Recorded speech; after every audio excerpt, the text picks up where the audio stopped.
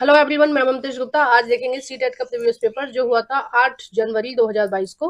और इसके हमने कई सारे पार्ट पहले कंप्लीट कर लिए हैं। अगर आपने नहीं देखे हैं तो इसी वीडियो के डिस्क्रिप्शन में सीटेट प्रीवियस पेपर की प्लेलिस्ट का आपको लिंक मिल जाएगा, आप उस पर क्लिक करके देख सकते हैं।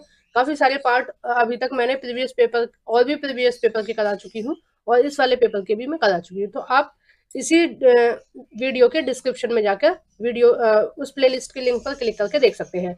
और ये साइड में जितनी भी प्लेलिस्ट लगी हुई हैं ये सभी मैंने पढ़ाई हैं। मैंने पिछली साल भी आपको कराए थे सीटेट के प्रीवियस पेपर, इस साल भी करा रही हूँ। और मैंने यही चीज ऑब्जर्व की है कि सीटेट के जितने भी पेपर होते हैं उसमें सारा के सारा एनसीईआरटी से आता है। यहाँ तक कि आपके जो पेडागोजी के क्वेश्चन होते हैं वो भी काफी हद तक आपके 6th 7th और 8th क्लास की हिस्ट्री, ज्योग्राफी और पॉलिटिकल साइंस में से ही आता है, उससे बाहर कुछ नहीं आता है। तो आप 6th 7th 8th की एनसीईआरटी को पक्का कर लीजिए, बुक खरीद लीजिए मार्केट से।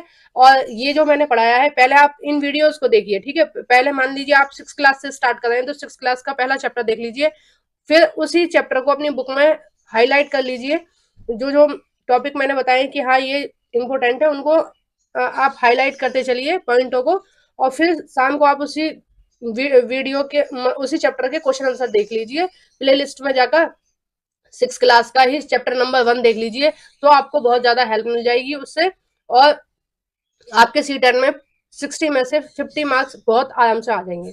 ठीक है, आइए शुरू करते हैं। क्वेश्चन नंबर 70, निम्नलिखित वृत्तांतों पर विचार कीजिए।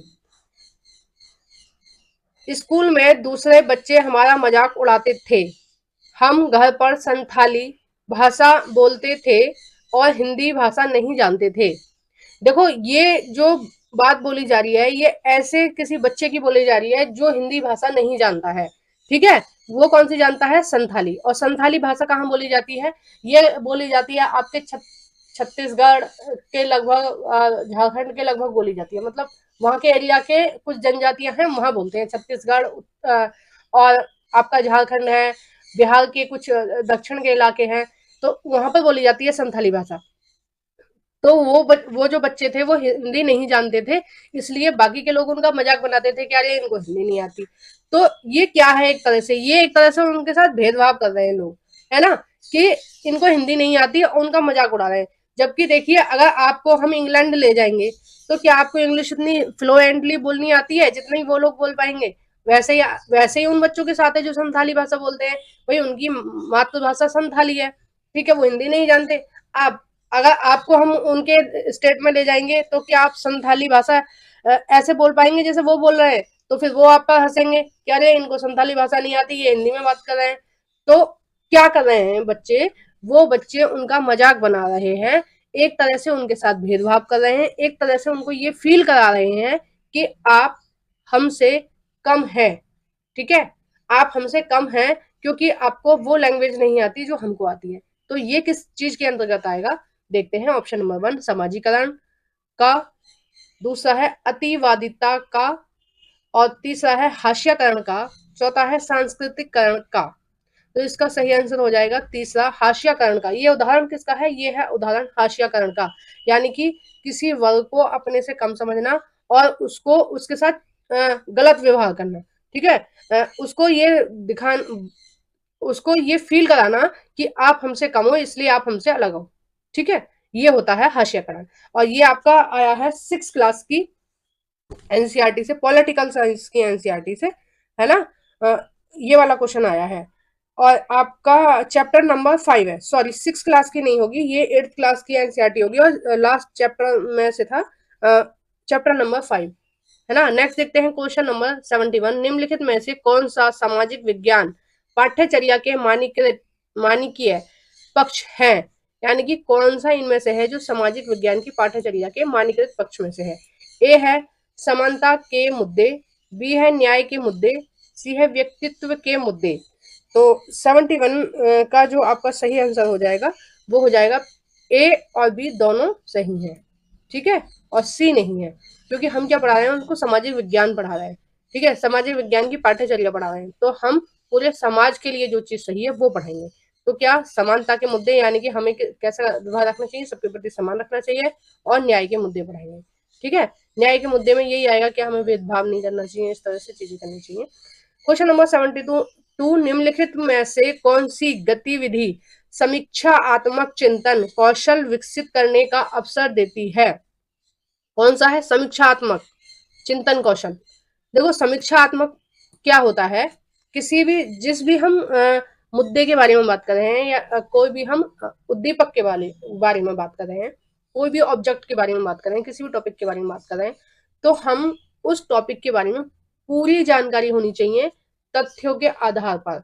ठीक है, यानी कि उस चीज के हमें पॉजिटिव चीजें भी जाननी है, उस चीज की हमें नेगेटिव चीजें भी जाननी है। ठीक है, उसकी हमें गुण भी जानने हैं, उसके हमें दोष भी जानने हैं, क्योंकि हर कुछ भी हम बात कर रहे हैं, हर चीज के कुछ ना कुछ फायदे होते हैं, कुछ ना कुछ नुकसान होते हैं। तो जिस भी टॉपिक पे हम बात कर रहे हैं, समीक्षात्मक चिंतन का क्या मतलब है कि उसके बारे में पूरी जानकारी होनी चाहिए तथ्यों पर आधारित, कि वो एक्चुअल में उसके फायदे क्या हैं और एक्चुअल में उसके नुकसान क्या है, या गुण या दोष, इस तरह से मतलब किसी भी चीज के बारे में पूरी जानकारी के का होना चिंतन। और वो किस चीज पे आधारित होना? तथ्य, यानी कि ऐसे नहीं कि हवा में आप कुछ भी बात कर रहे हो, उस चीज से रिलेटेड जो बिल्कुल सत्य है उसके बारे में। ऑप्शन है पहला, किसी विशेष इतिहासकार के वृत्तांत के आधार पर किसी घटना के बारे में सीखना। उन्होंने बोला है समीक्षात्मक चिंतन, उसमें क्या होता है, हम तथ्य के आधार पर हम बात करेंगे, ना कि वृत्तांत के आधार पर या किसी घटना की हम कहानी सुनकर, ऐसा नहीं है। ठीक है, दूसरा है घटनाओं को तथ्यों और सबूतों के आधार पर जांचना। बिल्कुल सही है ये वाला ऑप्शन, कि घटना को हम कैसे जांचेंगे? सबूत के आधार पर, कि इस चीज के क्या सबूत है, क्या तथ्य है। ठीक है, उसके आधार पर हम किसी भी चीज को जांचेंगे। ठीक है, तो ये क्या होगा हमारा? ये हो गया समीक्षात्मक चिंतन। ठीक है, समीक्षात्मक चिंतन आपको समझ में आ गया होगा ना, क्या होता है कि तथ्यों पर आधारित होता है, वो सबूतों पर आधारित होता है ना। नेक्स्ट देखते हैं क्वेश्चन नंबर 73, बाह्य वेधन आग्नेय चट्टान विषय शुरू करने से पहले निम्नलिखित में से कौन से विषयों को पढ़ाया जाना आवश्यक है? अब देखो इस क्वेश्चन का आंसर केवल वही बच्चा दे सकता है जिसने 7th क्लास की एनसीईआरटी बहुत अच्छे से पढ़ी है।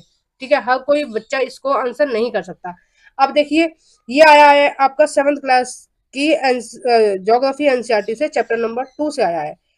ठीक है, अब इसमें क्या है, ये एक प्रक्रिया है। किसकी प्रक्रिया है? ये पृथ्वी की आंतरिक क्रियाओं के बारे में जब तक उसको जानकारी नहीं है, वो लगा ही नहीं पाएगा कि कौन सा हमें पहले पढ़ाना है और कौन सा टॉपिक हमें बाद में पढ़ाना है। हमें क्या पढ़ाना है? बाह्य वेधन आग्नेय चट्टाने। ठीक है, अब देखो हम आग्नेय चट्टाने जब पढ़ाएंगे, सबसे पहले हम क्या पढ़ाएंगे? उसको पृथ्वी की आंतरिक भाग पढ़ाएंगे। ठीक है, क्या पढ़ाएंगे? कि कोर होता है, मेंटल होता है, और उसके बाद आपकी परपट्टी होती है। ठीक है, मेंटल पिघली वाली अवस्था में होता है, और वो क्या, वो उसके बाद जब वो होता है, क्या बोलते हैं उसको, ज्वालामुखी उद्गार होता है, तब जो पिघली हुई अवस्था में, पृथ्वी की आंतरिक सतहों में जो पिघली हुई अवस्था में लावा होता है, वही क्या होता है, वो पृथ्वी के ऊपरी सतह पर आ जाता है। यानी कि ये मान लीजिए कोर है, और और ये आपका मेंटल है, और ये आपकी परपट्टी है। तो इसमें जो पिघली हुई अवस्था में लावा है, वो वही क्या होता है, ज्वालामुखी के रूप में ऊपर की तरफ आता है। ठीक है, ये क्या हो रहा है, ऊपर की तरफ आ रहा है, जो आंतरिक परतों से ऊपर की तरफ आ रहा है। ठीक है, अब ये ऊपर की तरफ आ रहा है, तो जो ज्वालामुखी से जो लावा ऊपर जम जाएगा, वो कौन सा होगा? बाह्य वेधन अग्नि चट्टाने होंगी। और जो लावा आएगा ऊपर की तरफ और वापस नीचे ही चला जाएगा, ठीक है, और यहीं कहीं जम जाएगा, यहाँ जम जाएगा, या फिर आपका यहाँ जम जाएगा, उसको क्या बोलेंगे? उसको बोलेंगे अंतः भेदी अग्निय चट्टाने। अब देखो अंत्य भेदी अग्निय चट्टाने का जो उदाहरण है वो तो होता है ग्रेनाइट। ग्रेनाइट का पत्थर जानते हो, हरे कलर का जो पत्थर होता है, वो क्या होता है, ज्वालामुखी ऊपर आया और आते आते नीचे की तरफ चला गया, या वो पूरी तरह से जो पलपट्टी है उससे बाहर निकल ही नहीं पाया।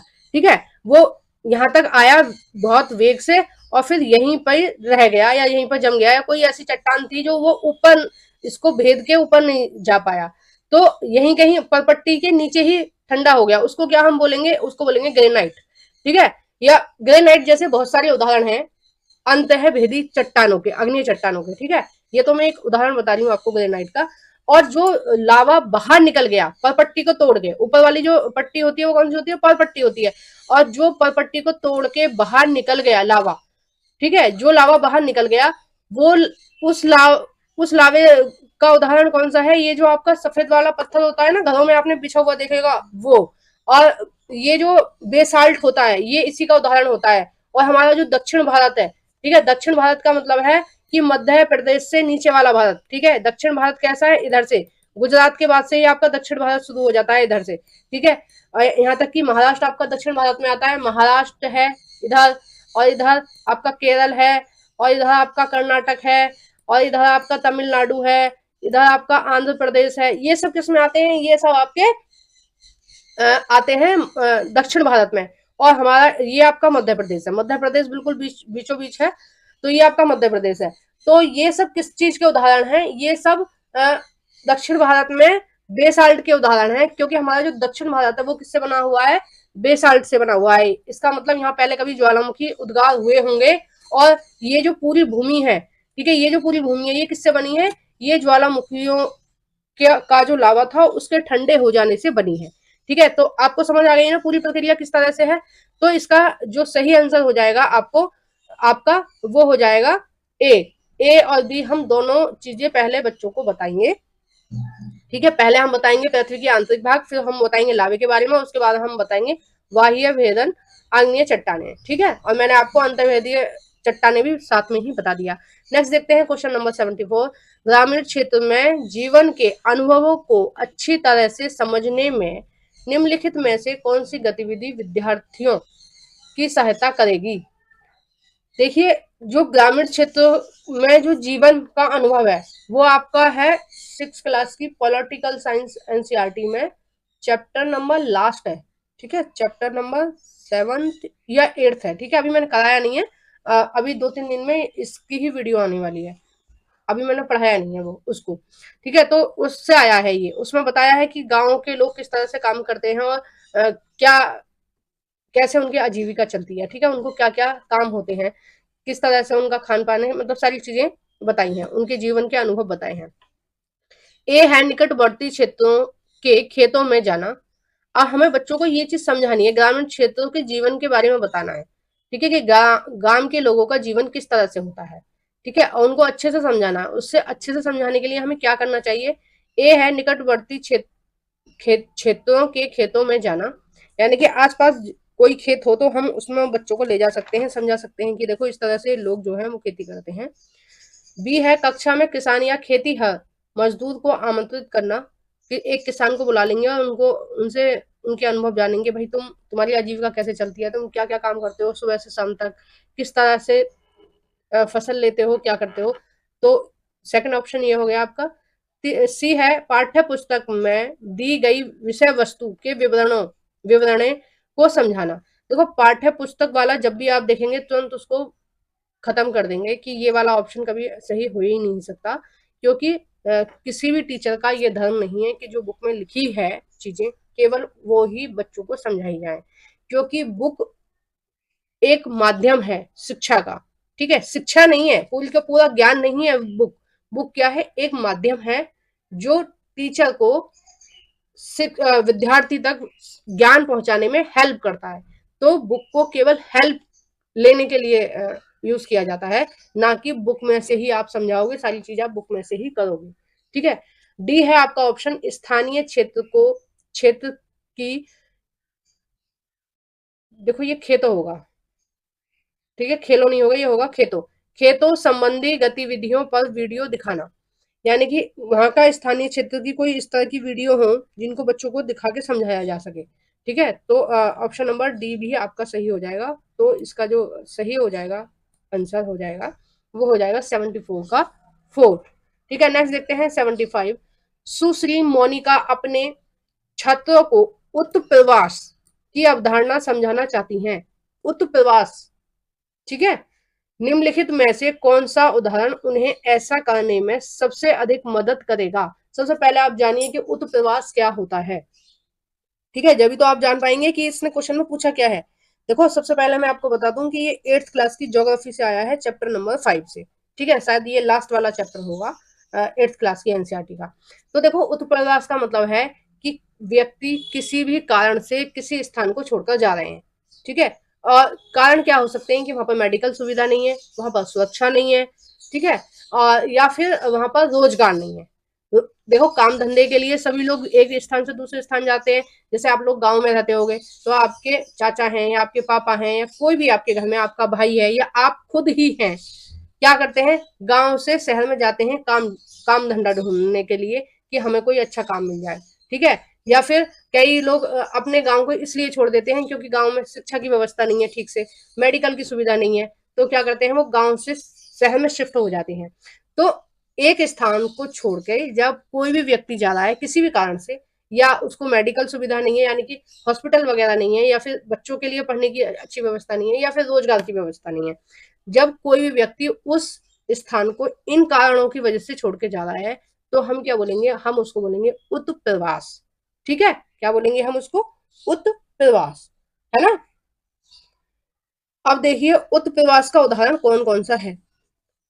पहला है, और देखो आप्रवास किसको बोलते हैं, आप्रवास बोलते हैं कि जब किसी स्थान पर सुविधाएं मिल रही हैं तो उन सुविधाओं को पाने के लिए जब व्यक्ति आ रहे हैं। ठीक है, अब कोई भी व्यक्ति शहर में क्यों आ रहे हैं, क्योंकि वो एक तरह से सुविधाओं को लेने के लिए आ रहे हैं। जैसे मेडिकल की सुविधा अच्छी मिल जाती है ना, मार्केट भी होता है शहर में, सब लोग शहर में क्यों रहना चाहते हैं, क्योंकि शहर में ज्यादा सुविधा है, मार्केट भी है आपका, आपका हॉस्पिटल भी है और आपको रोजगार भी मिल जाता है। ठीक है, तो ये क्या हो जाएगा, ये हो जाएगा आपका आप्रवास। जहां पर सुविधाओं को देखकर आप जा रहे हैं वो स्थान हो गया आपका आप्रवास, और जिस जगह को आप छोड़कर जा रहे हैं वो जब जिस स्थान को छोड़कर जाएंगे व्यक्ति किसी भी कारण से तो उसको बोलेंगे उत्प्रवास, और किसी भी स्थान में जाएंगे सुविधाओं के लिए उसको बोलेंगे आप्रवास। ठीक है, और हमारे यहाँ के ज्यादातर लोग कहाँ जा रहे हैं, हमारे भारत के सुविधाओं के लिए यूरोप में जॉब करने, कहाँ, इंग्लैंड में, थाईलैंड में, थाईलैंड में नहीं सॉरी, इंग्लैंड में। थाईलैंड तो बहुत ज्यादा डेवलप नहीं है, पर इंग्लैंड में जाते हैं, अमेरिका में जाते हैं, यूएसए में तो बहुत ज्यादा जाते हैं ना, कनाडा में जाते हैं, पंजाबी लोग ज्यादातर कनाडा में जाते हैं। क्यों जाते हैं, क्योंकि वहां पर सुविधाएं यहाँ से ज्यादा है, उनको ऐसा लगता है। ठीक है, अब देखते हैं उदाहरण कौन कौन सा है। फर्स्ट है ऑस्ट्रेलिया में अंतरराष्ट्रीय छात्र। अब ऑस्ट्रेलिया में छात्र पढ़ने के लिए जा रहे हैं, ठीक है, आ थोड़ी रहे वहां से, तो जो जा रहे हैं उसको क्या बोलते हैं, हम आप्रवास बोलते हैं। दूसरा है सूडान में घटती जनसंख्या। वहां की जनसंख्या क्यों घट रही है सूडान की, क्योंकि लोग सूडान को छोड़कर जा रहे हैं, क्योंकि वहां पर सुविधाएं नहीं है, क्योंकि वो रेगिस्तान इलाका है, वहां पे बहुत सारी चीजों की सुविधा नहीं है, तो लोग क्या कर रहे हैं, उस स्थान को छोड़कर जा रहे हैं। तो हम जिस स्थान को छोड़कर जाएंगे उसको क्या बोलेंगे, उत्प्रवास बोलेंगे। वहीं आप अगर तीसरा ऑप्शन देखते हैं तो बेंगलुरु में बढ़ती आबादी। अब बेंगलुरु की आबादी क्यों बढ़ रही है, दिन दुगनी रात चौगनी बढ़ रही है, अब दिल्ली की भी ऐसी बढ़ रही है, बम्बई की भी बढ़ रही है। क्यों बढ़ रही है आबादी, ऐसा नहीं है कि यहाँ के लोग, यहाँ पर बच्चे बहुत ज्यादा पैदा हो रहे हैं, ऐसा नहीं है। क्यों बढ़ रही है, क्योंकि यहाँ पर सुविधाएं हैं, तो लोग क्या कर रहे हैं, गांव को छोड़कर शहर में जाना चाहते हैं, है ना। अब जैसे बेंगलुरु है तो वहां पर बहुत डेवलप शहर है ये, और वहां पर बहुत ज्यादा रोजगार के अवसर हैं, तो इसलिए लोग क्या करते हैं, वहां नौकरी पेशा करने के लिए आते हैं। चौथा है भारत में ग्रामीण क्षेत्रों से शहरी क्षेत्रों में प्रवास। ठीक है, देखो ये भी एक उदाहरण है, लेकिन सबसे सटीक उदाहरण इसका ये सेकंड है। ठीक है, तो हम जो ज्यादा इफेक्ट डाल रहा है हम उसी को मानेंगे, और आपका सीटेट ने भी इसको ही माना है। नेक्स्ट देखते हैं क्वेश्चन नंबर 76, निम्नलिखित में कौन सी गतिविधियां शहरी प्रशासन की समझ विकसित करने में सबसे अधिक मदद करेगी। क्या देखना है हमें, शहरी प्रशासन, और ये आपका 6 क्लास की पॉलिटिकल साइंस का 6 चैप्टर है, और चैप्टर का नाम है नगर प्रशासन। ठीक है, नगर प्रशासन या शहर प्रशासन, बात तो एक ही हो गई ना। और ये आपकी वीडियो कल परसों मैंने अपलोड कर दी, नहीं करूंगी, ठीक है, तैयार हो गई है, कर दूंगी, कल कर दूंगी आपकी ये वाली वीडियो, कल या परसों में कर दूंगी, आप देख लेना, ये वाला क्वेश्चन वहीं से आया है। तो शहरी प्रशासन की समझ विकसित करने में सबसे अधिक मदद करेगा, कौन सा करेगा, ए है नगर निगम के एक प्रतिनिधि द्वारा ली जा रही एक संगोष्ठी में छात्रों को भाग लेने के लिए कहना, यानी कि एक मीटिंग चल रही है ना, नगर निगम की एक मीटिंग चल रही है, तो हम वहां पर क्या करेंगे, बच्चों को ले जाएंगे और बच्चों को समझाएंगे, देखो इस तरह से ये जो नगर निगम की कार्रवाई होती है वो इस तरह से होती है। ठीक है, बी है छात्रों से उनके राज्य के लिए जो विशिष्ट राज्य कानून है उनकी सूची बनाने के लिए कहना। कभी भी इस तरह का काम हम बच्चों को नहीं देंगे कि आप सूची बनाइए या कौन कौन से नियम बनाए गए हैं उनको बताइए, उनको पढ़िए, इस तरह से हम कभी नहीं बोलेंगे, क्योंकि हम किस लिए बैठे हैं, आप किस लिए कक्षा में हैं, आप कक्षा में इसलिए हैं, आप इसलिए टीचर हैं क्योंकि आपको बच्चों को बताना है कि बच्चों को किसी भी चीज के बारे में समझाना है। ठीक है, आपकी यही तो ड्यूटी है। आपकी ड्यूटी ये थोड़ी ना है कि बच्चों को काम बांट दो, भाई तुम जाके किताब में से लिख के लाओ, ये 10 पॉइंट लिख के लाओ, या आप सूचियां ढूंढो कि राज्य सरकार ने कौन कौन से नियम बनाए, उनकी सूची तैयार करो। ऐसे थोड़ी बोलेंगे आप। आपका काम क्या है, आपका काम ही है वहां जाकर बच्चों को इजी से इजी वे में पढ़ाना। ठीक है, तो इस तरह की चीजें आप कभी नहीं बोलेंगे।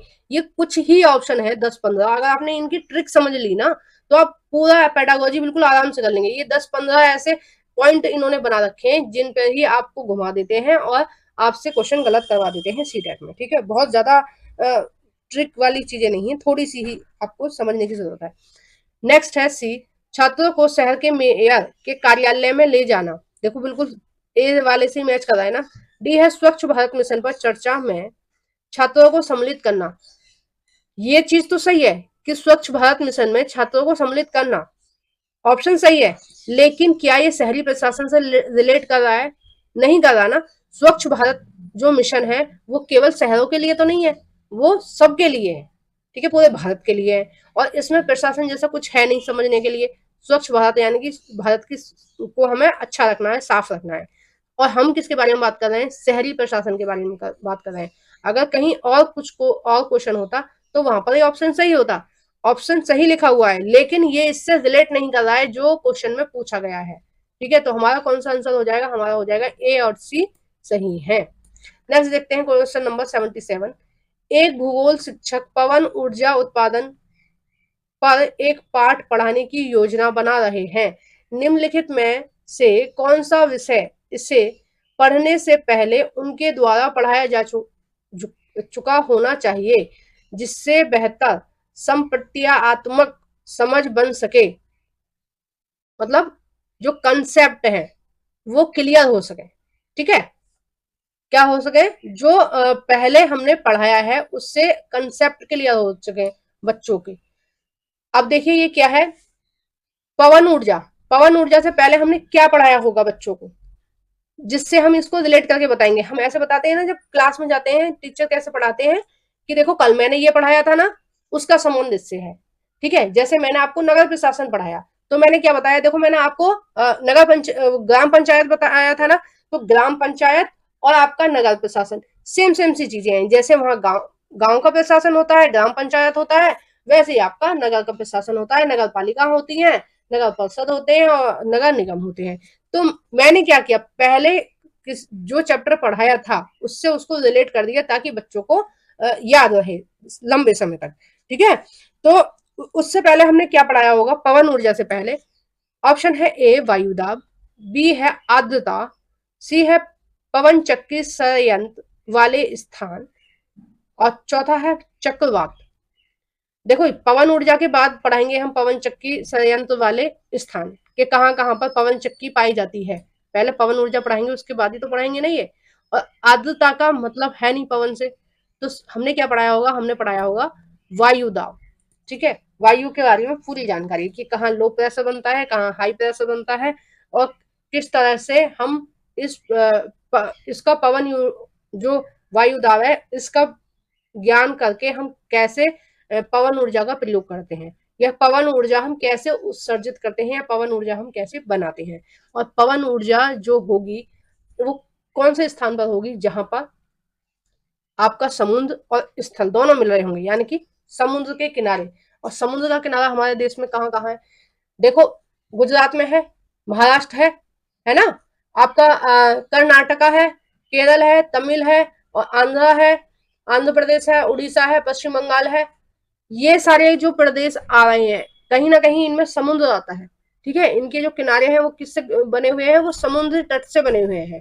तो जो पवन ऊर्जा है ये इन्हीं प्रदेशों में मिलेगी, बाकी के प्रदेशों में नहीं मिलेगी।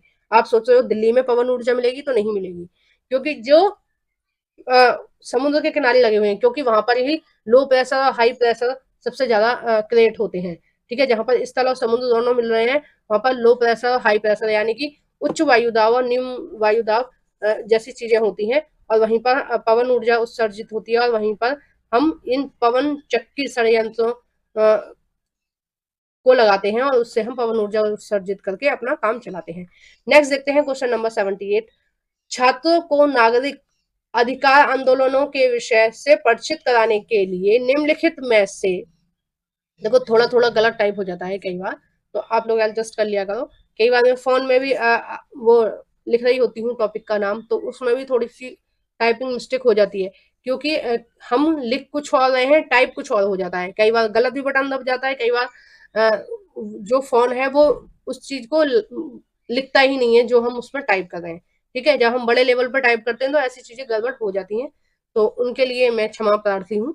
तो इन छोटी छोटी चीजों को प्लीज इग्नोर कर दिया करो। निम्नलिखित में से कौन सी गतिविधियां सबसे अधिक उपयुक्त होंगी? क्या पढ़ाना है हमें, किससे परिचित कराना है? नागरिक अधिकार आंदोलनों के विषय से परिचित कराना है। ठीक है, अब कौन सी चीजें हैं जो इसके लिए सही होंगी? अब देखते हैं ऑप्शन। ऑप्शन नंबर है 1, भारत में सांप्रदायिक संघर्षों की घटना पर शोध करना। दूसरा है द्वितीय विश्व युद्ध के दौरान यूरोपीय यहूदियों के जनसंहार पर एक वृत्त चित्र लिखना। देखो ये पॉलिटिकल साइंस से आया है, ठीक है, ये पॉलिटिकल साइंस का है। अब मुझे ये याद नहीं आ रहा है कि ये कौन सी बुक में मैंने आपको पढ़ाया था, मैंने ही पढ़ाया था, 8th क्लास की बुक में पढ़ाया था शायद, नागरिक अधिकार, जब मैं मौलिक अधिकारों के बारे में पढ़ा रही थी, शायद ये दूसरे या तीसरे चैप्टर में मैंने पढ़ाया हुआ। 8th क्लास की पॉलिटिकल साइंस से आया है ये क्वेश्चन, ठीक है। तो उसमें मैंने हिटलर वाली भी कहानी आपको बताई है, मुझे याद आ गया अब कि हिटलर वाली पूरी कहानी बताइए कि यहूदियों को किस तरह से मार दिया था हिटलर ने, बिल्कुल विवेकहीन तरीके से, है ना। बहुत गलत चीज थी ये इतिहास की, और आज तक भी बहुत दर्दनाक चीजें हैं। और चलो ये तो एक अलग चीज हो गई। देखते हैं ऑप्शन नंबर तीसरा, भेदभाव को प्रतिबिंबित करने वाले भारतीय संविधान के अनुच्छेद 15 को पढ़ाना। हम क्या पढ़ा रहे हैं? नागरिक अधिकार आंदोलन के बारे में पढ़ा रहे हैं, ना कि नागरिक अधिकार पढ़ा रहे हैं, ठीक है। तो मतलब आंदोलन का मतलब ये हो गया कि कहां से ये जो नागरिक अधिकार हैं इनकी उत्पत्ति हुई, कहां से बनने शुरू हुए। तो उसका जो सटीक आंसर है वो ये है कि जो हमारे मौलिक अधिकार है ना, उनकी प्रेरणा हमें कहां से मिली है पता है? हमें अमेरिका के संविधान से मिली है। अमेरिका में जब स्वतंत्रता संग्राम की लड़ाई हुई, जैसे हमारे देश में हुई वैसे अमेरिका में हुई, ठीक है। जब अमेरिका में स्वतंत्रता संग्राम की लड़ाई हुई तो वहां के लोगों ने इस बात का हवाला दिया कि उनको कुछ अधिकार चाहिए गवर्नमेंट से, ठीक है। उन्हीं अधिकारों के लिए बहुत सारे आंदोलन चले, और उनमें से ये एक आंदोलन, उसी आंदोलन का ये नाम है नागरिक अधिकार आंदोलन, ठीक है। जैसे हम जिनको आज हमारे यहाँ मौलिक अधिकार बोलते हैं ना, वो यही है, नागरिक अधिकार आंदोलन चले, और उन्होंने उत्तरी अमेरिका में गुलामी की प्रथा पर चर्चा करना, ठीक है। ऑप्शन ये वाला सही हो जाएगा। क्यों हो जाएगा? कि जो उत्तरी अमेरिका में जो आंदोलन चले थे वो गुलामी प्रथा से रिलेटेड चले थे, और गुलामी प्रथा को खत्म करने के लिए उन्होंने किस चीज का हवाला दिया था? उन्होंने बोला था कि जो नागरिक हैं सभी नागरिक समान हैं और सबको समान अधिकार मिलने चाहिए। तो उनकी पूरी की पूरी लड़ाई किस पर आधारित थी? मौलिक अधिकारों पर, या फिर आप कह सकते हैं नागरिक अधिकार आंदोलन पर, ठीक है। और ये बहुत विस्तार से इसका एक चैप्टर आएगा आपके शायद 9th या 10th की पॉलिटिकल साइंस में आएगा। अभी आप जब बड़ी क्लास में आओगे आप तो तब, सॉरी सीटेट का पेपर करा रही मैं भूल गई, कि जब आप 9th या 10th की बुक पढ़ोगे किसी भी टीजीटी एग्जाम के लिए, तब वहां आपको ये वाली कहानी जो है देखने को मिलेगी, ठीक है। नेक्स्ट देखते हैं क्वेश्चन नंबर 79। छात्र भारत के स्वतंत्रता संग्राम के बारे में सीख रहे हैं, इस बारे में निम्नलिखित में से कौन सा प्रश्न गतिविधि अधिक प्रतिक्रियाओं को बढ़ावा देगा? ठीक है, किसके बारे में सीख रहे हैं बच्चे? स्वतंत्रता संग्राम, यानी कि 1857 से 1946 तक की जो कहानी है। एक मिनट, इसकी चार्जिंग खत्म हो गई है, मैं चार्जिंग लगा लेती हूँ बस, जस्ट अ मिनट।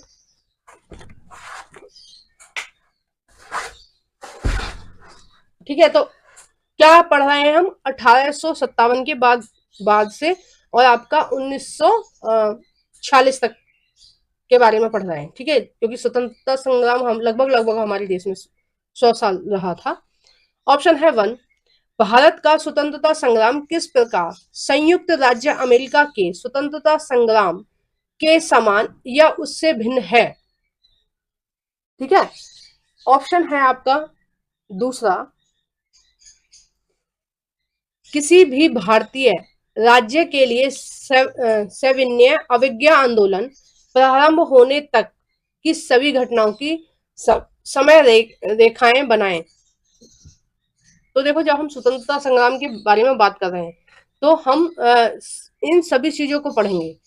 किन चीजों को? जो जितने भी आंदोलन हुए हैं, है ना, सविज्ञा आंदोलन के आसपास जितने भी आंदोलन हुए हैं हम उनको अच्छे से पढ़ेंगे कि भारत के जितने भी राज्य हैं उस समय पर कौन कौन से आंदोलन चल रहे थे, उनकी समय रेखा, मतलब उनका टाइम कब वो शुरू हुए थे और कब तक वो चले थे। ठीक है, तो ये बिल्कुल सही और सटीक आंसर है।